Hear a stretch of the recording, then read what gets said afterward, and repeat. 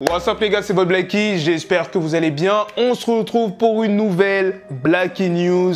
Beaucoup d'actualités dans cette vidéo, des news FR, des news US, des news qui se passent dans le monde. Il y a un nouveau virus qui a été détecté. Il y a Aya Nakamura et son compagnon qui ont eu des petits problèmes avec la justice. Une grosse news sur Travis Scott. Il a effectué une dinguerie monumentale. Bon, je dirais pas monumentale, mais c'est une dinguerie quand même. Comme d'habitude, n'oubliez pas de lâcher un maximum de pouces bleus pour soutenir, ça fait toujours plaisir. Avant de commencer, pour les personnes qui veulent être drippées, il y a We Are Chain Nation qui est là pour te faire briller. Des chaînes, bracelets, montres, pendentifs, de l'or jusqu'aux Viviz. Tu as la possibilité de payer en plusieurs fois avec PayPal ou Klarna, alors fonce si c'est le succès que tu vises. Exceptionnellement, ce week-end, il y a une grosse offre. Vous achetez un produit, donc chaîne, montre, pendentif, vous aurez un autre offert. C'est seulement ce week-end, ça se termine lundi. Pour profiter de cette offre, vous avez juste à cliquer sur le lien qui se trouve dans la description de ma vidéo. Les bijoux sont bien évidemment garantis et comme tu peux le voir,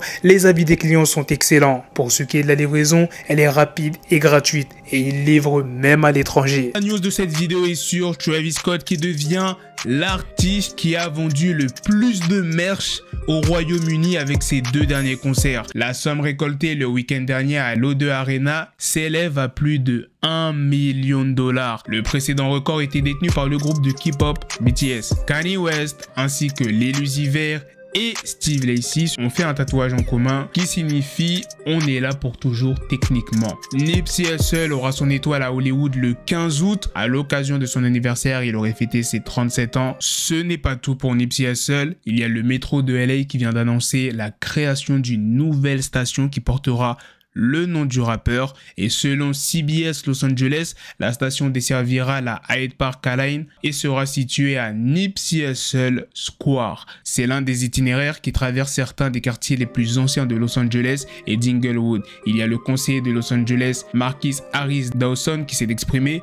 De Slauson et jusqu'à Vernon, vous verrez des œuvres d'art de classe mondiale célébrant l'histoire et l'héritage du peuple afro-américain.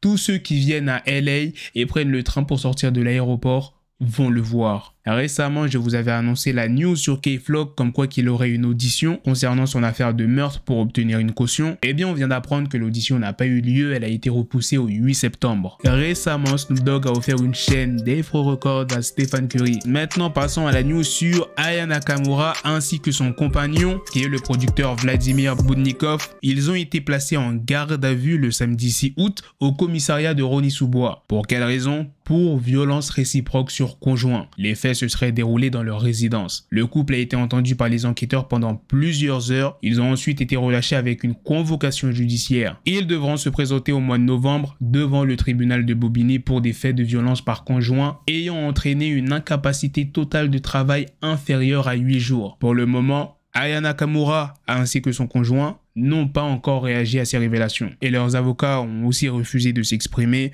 auprès de TF1 et LCI. Il y a un virus baptisé l'Anguilla qui aurait des similitudes avec la VIDCO-19 qui serait apparu en Chine. Il se transmettrait des animaux à l'homme et pourrait provoquer des défaillances d'organes. Il y a déjà 35 personnes qui auraient été contaminées. Maintenant, je vais vous parler de ce qui s'est passé mercredi matin à l'aéroport Roissy-Charles de Gaulle. Il y a un SDF d'une quarantaine d'années qui s'est montré menaçant en brandissant un couteau. Il y a la police aux frontières qui ont été appelés en renfort. Les forces de l'ordre se sont avancées vers l'homme, ont tenté de lui parler, mais malheureusement, le SDF s'est mis à courir vers les forces de l'ordre, toujours avec son couteau dans sa main droite. Et c'est par la suite qu'il y a l'un des policiers qui tire sur le SDF, qui s'écroule par la suite au sol. Il a été touché à l'abdomen. Il a essayé de se relever et de lancer son couteau sur les policiers, mais il s'est ensuite écroulé à nouveau et il est décédé quelques minutes plus tard. Il y a la préfecture de police qui se sont exprimés. Faisant preuve de sang-froid, les policiers ont neutralisé ce matin un individu menaçant en possession d'une arme blanche à l'aéroport de Roissy-Charles de Gaulle. Concernant l'homme qui a été abattu, il était inconnu des services de police. Il n'avait jamais été condamné ou même placé en garde à vue. La prochaine news est sur un petit avion qui a fait un atterrissage en catastrophe sur une autoroute californienne le mardi 9 août. Il a percuté un camion transportant transportant 3 personnes avant de s'enflammer. Le pilote affirme avoir connu une possible panne de moteur,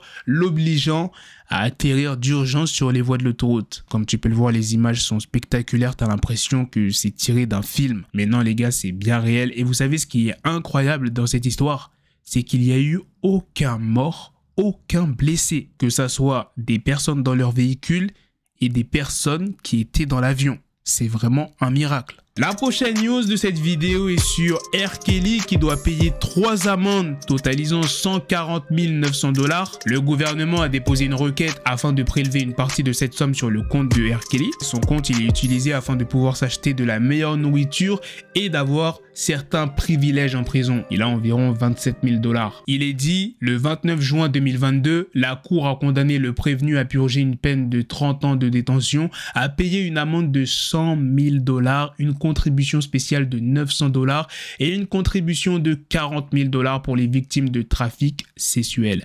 La Cour n'a pas imposé de plan de paiement, rendant ces sanctions pécuniaires exigibles immédiatement. À ce jour, le prévenu n'a payé aucune portion des amendes imposées par le tribunal et doit toujours la totalité des 140 900 $.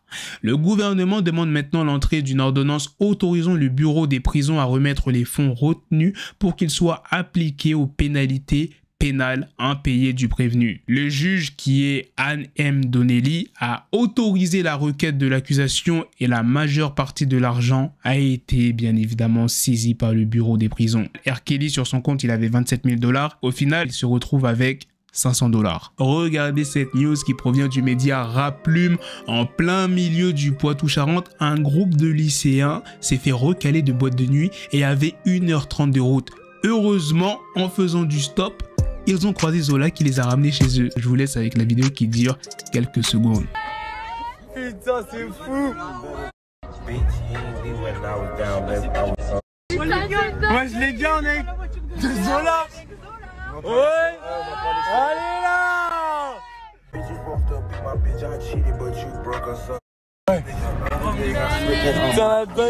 Une grosse collaboration est prévue entre Gazo et l'artiste Jay-Z. Pourquoi je dis ça? Eh bien parce que les deux artistes ont été aperçus ensemble. Et la dernière news de cette vidéo est sur les rappeurs Yagori et Lil Duck qui eux aussi font face aux mêmes accusations que Young Thug. Voilà les gars, c'était tout pour les news. Aujourd'hui, c'est la fin de cette vidéo. Dites-moi dans les commentaires qu'est-ce que vous en avez pensé de toutes ces news sur K-Flock, Nakamura et son compagnon, ce qui s'est passé avec cet avion, ce qui s'est passé aussi à l'aéroport de Charles de Gaulle. Sur ce, on se donne rendez-vous très prochainement les gars pour d'autres vidéos news. Prenez soin de vous la famille.